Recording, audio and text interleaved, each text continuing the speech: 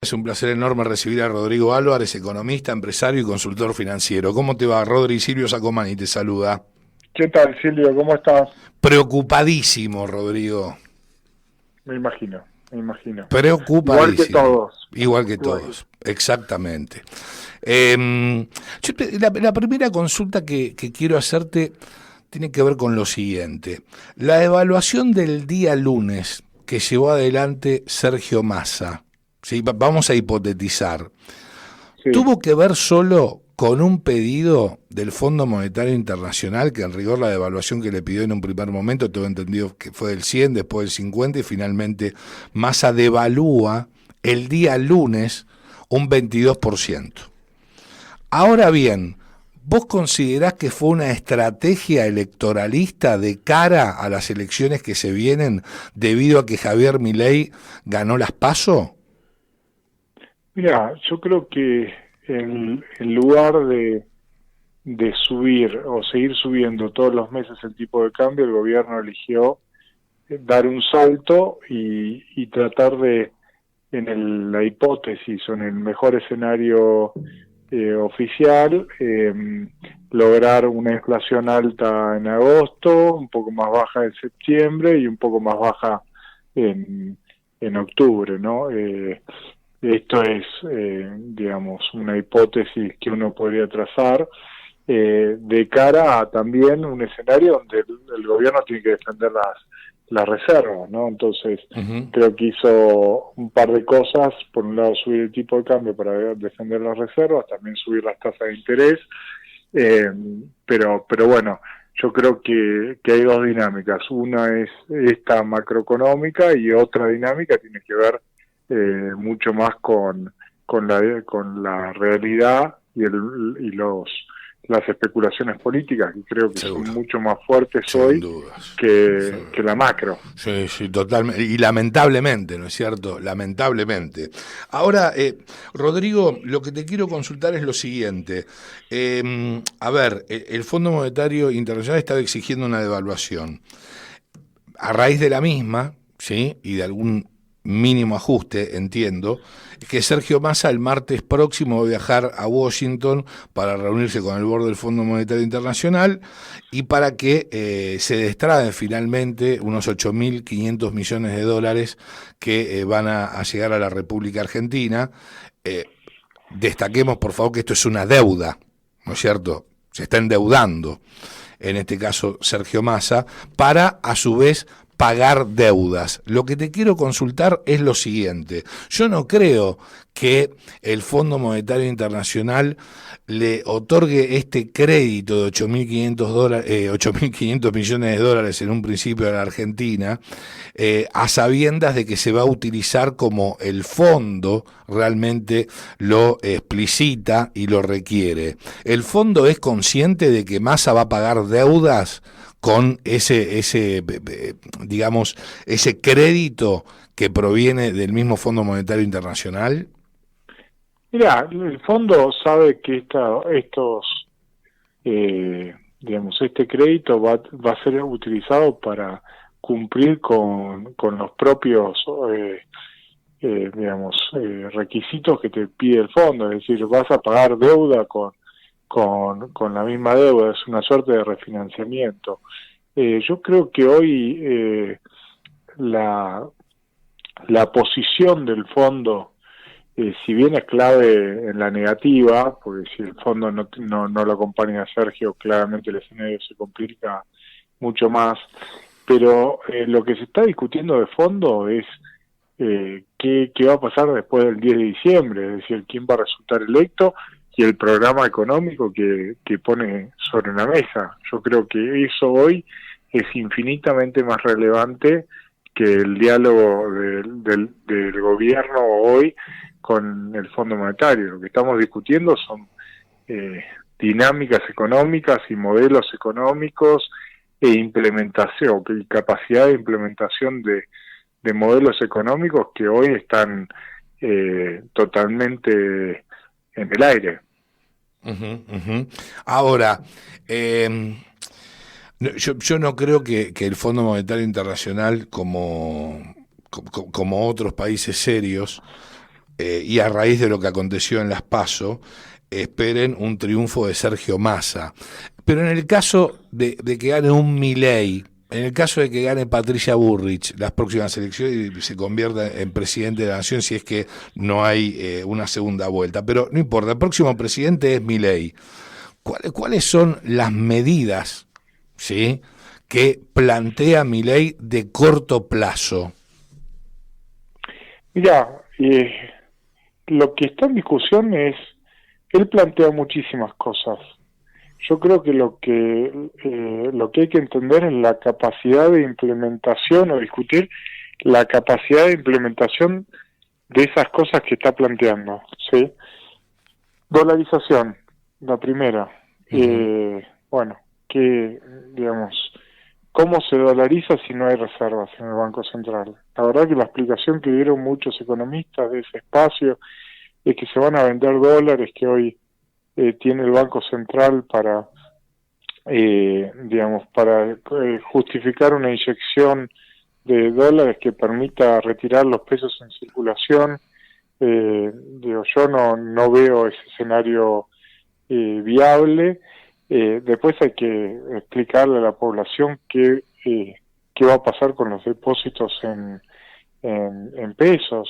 Digo, pensar en una dolarización a este nivel de tipo de cambio es imposible, ¿no? Porque para hacerlo efectivamente tenés que tener muchos dólares que hoy no hay en la economía.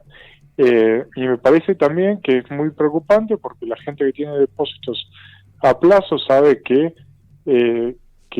tiene que apurarse para convertirlos a dólares y hoy no puede hacerlo. Entonces es un escenario extremadamente complejo.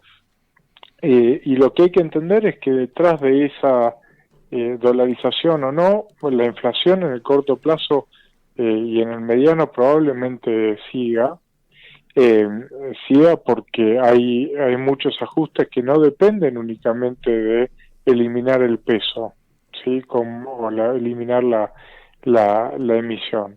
Y después, digo, hay que pensar qué pasa en una economía cuando la demanda se desploma, qué va a pasar con el empleo. Si yo puedo estar de acuerdo que hay muchos empleados públicos o no, pero bueno, si vos achicás en el Estado, en el corto plazo, ese trabajador del Estado en Piedra del Águila, en el norte argentino, bueno, va a dejar de consumir. Atrás de esa caída de consumo, el empresario también va a ajustar su nivel de empleo, es decir, va a tener que despedir gente. Lo mismo va a pasar en la industria.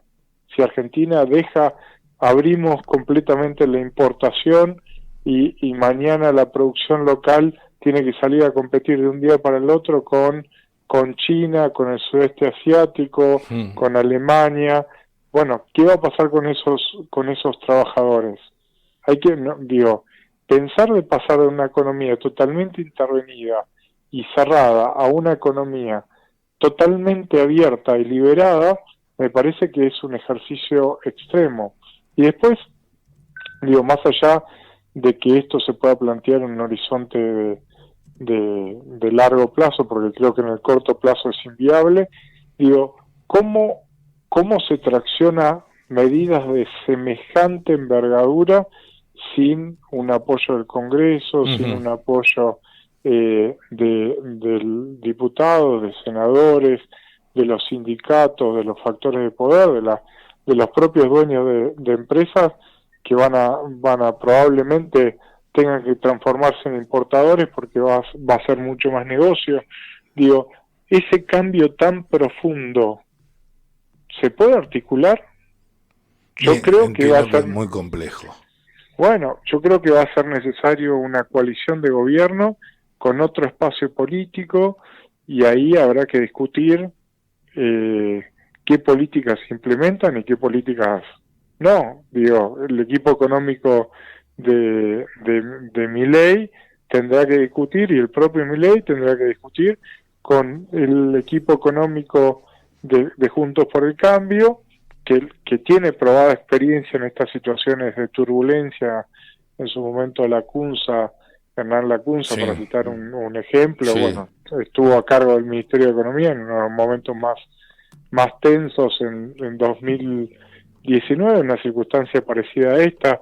Digo, vienen meses de mucha y de extrema volatilidad, de muy elevada inflación, probablemente agosto termine con 12, 13 puntos de inflación, septiembre con doble dígito. En su momento lo hemos hablado, Silvio, pero bueno, la Ujú. realidad está superando a la expectativa. Sin dudas. Y ahora, una medida de primera generación de shock, eh, ¿podría ser disminuir impuestos? Es que yo creo que antes que disminuir impuestos tenés que bajar subsidios. eh, Sí, Sin claro. duda hay que ir a un presupuesto equilibrado de déficit, pero hay que pensar que para bajar la inflación la economía va a tener que entrar en una recesión, ¿sí? Y el Sí. punto de partida es una situación social extremadamente delicada. Cualquier plan de estabilización implica una suba de tipo de cambio oficial, digo. Bueno, esa suba de tipo de cambio oficial va a traer aparejado mayor inflación, tasa de doble dígito de inflación, caída de actividad. Entonces, eh, lo que Argentina tiene que poner en marcha es un plan de estabilización viable, Ujú. viable, ¿Y cómo ¿no? sería? Bueno, un plan de hay muchas experiencias en el mundo de planes de estabilización. El plan real en Brasil, lo hizo Israel en los 80. Digo, Claro, sí, sí, con Simón eh, Pérez. exactamente, tenés que Pero corregir.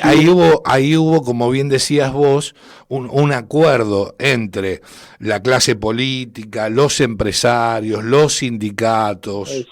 Exactamente, bueno, digo, eh, tenemos que pensar que el próximo presidente tiene que ser el presidente de todos los argentinos, no de una minoría, ¿sí? Que toma decisiones torciéndole el brazo al resto, ¿no? Porque si no, es inviable.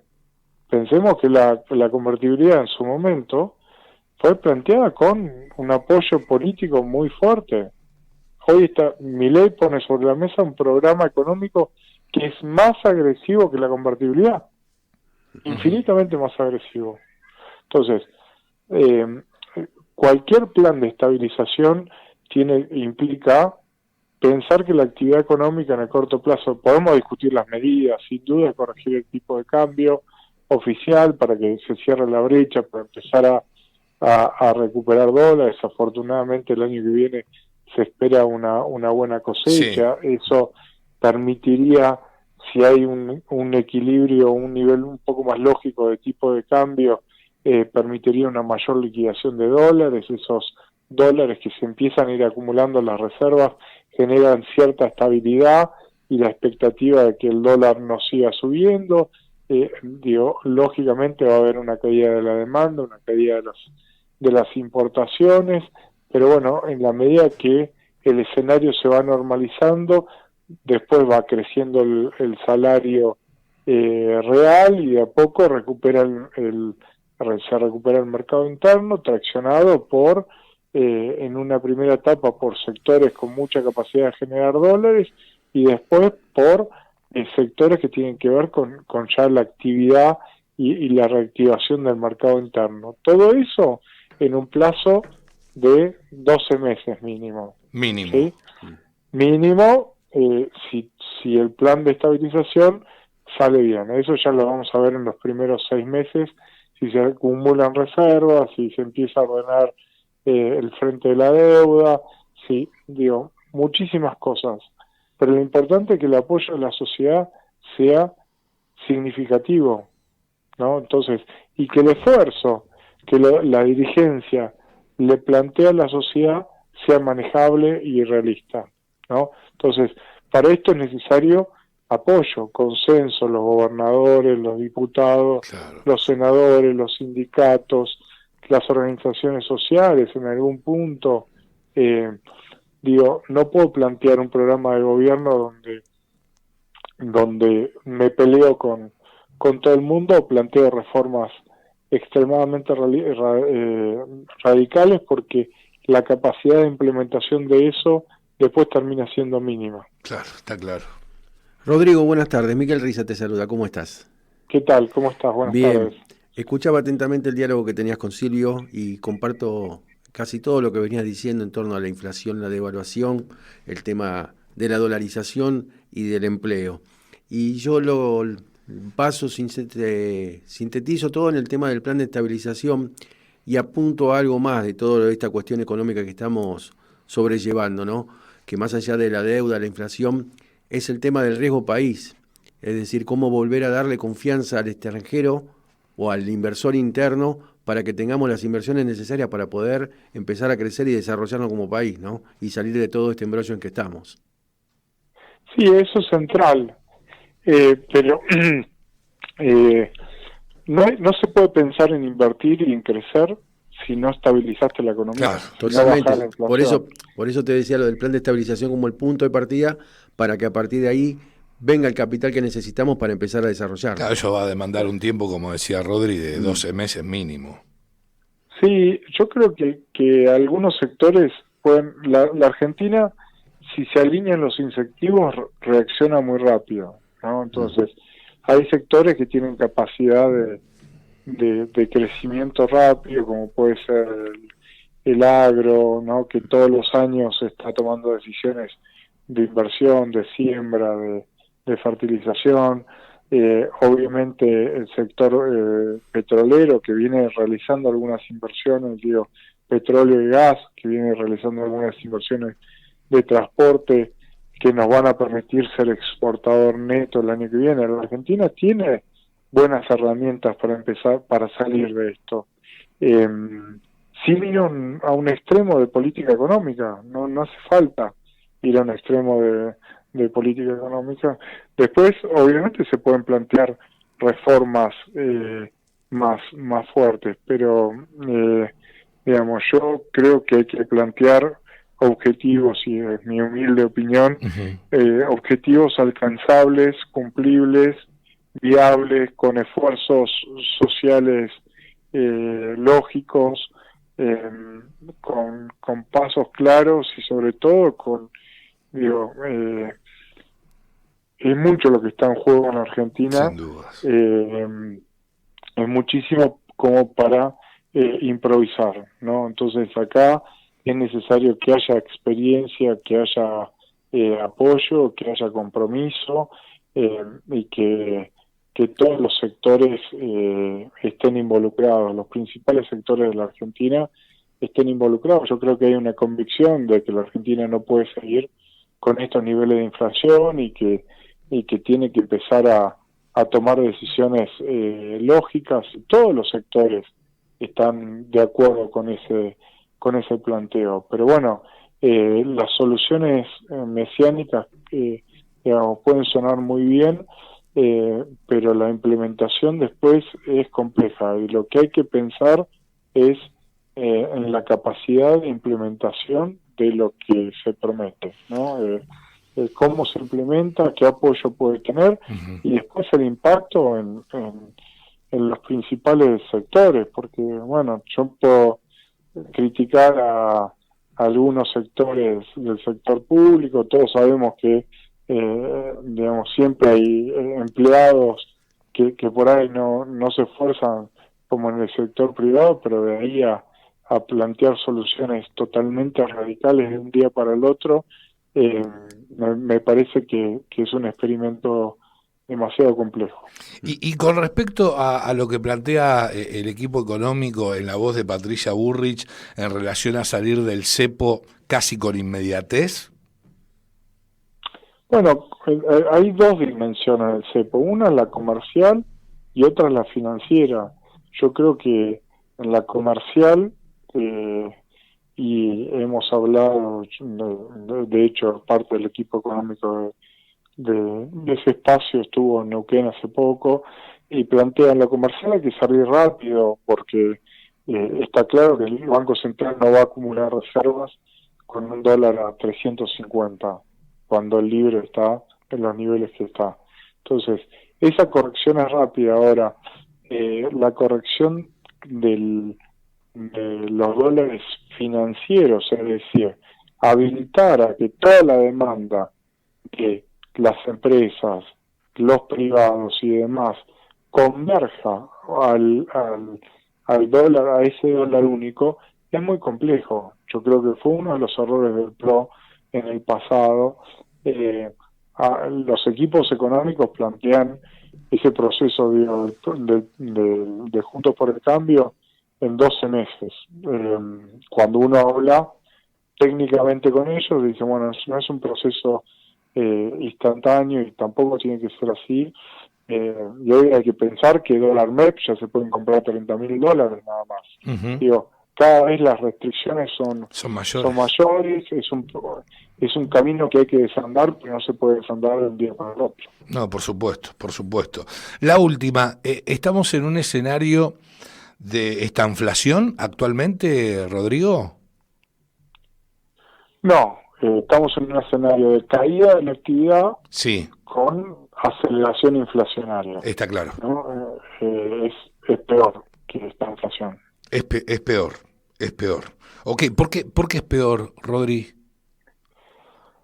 Porque hoy no tenés ancla. Claro, no tenés ancla. Claro, o sea, no hay una... Tenés un... Yo creo que la política hoy le mete mucho ruido a la economía, sí, muchísimo, sí. Y eso tracciona y acelera, ¿no? Entonces, digo, cuando el dólar sube como sube, atrás de eso viene la suba de los precios, y hay momentos donde la gente dice, bueno, compro porque quiero proteger mi poder adquisitivo, porque tiene capacidad para hacerlo. Yo creo que estamos entrando en una fase donde la gente ya no puede comprar, ¿no? Entonces no hay protección, ¿no? Entonces ahí es donde la gente dice, bueno, yo ya no consumo, que sea que yo dejo de consumir, altero mis patrones de consumo, obviamente no ahorro, pero bueno, es un proceso peor, y es una etapa donde además la gente se empieza a preocupar infinitamente por sus ahorros, por el plazo fijo, por la pulverización del ahorro mínimo que la gente tiene, e incluso por la posibilidad de acceder a esos pesos, esos dólares que están depositados, ¿no? Entonces, estamos entrando en otro nivel de discusión y de preocupación, ¿no? Antes la gente te llamaba, che, ¿cómo protejo mi ingreso? ¿Cómo protejo mi ahorro? Hoy te llaman para preguntarte qué va a pasar con el depósito. Ay, ¿no? Dios Entonces, mío.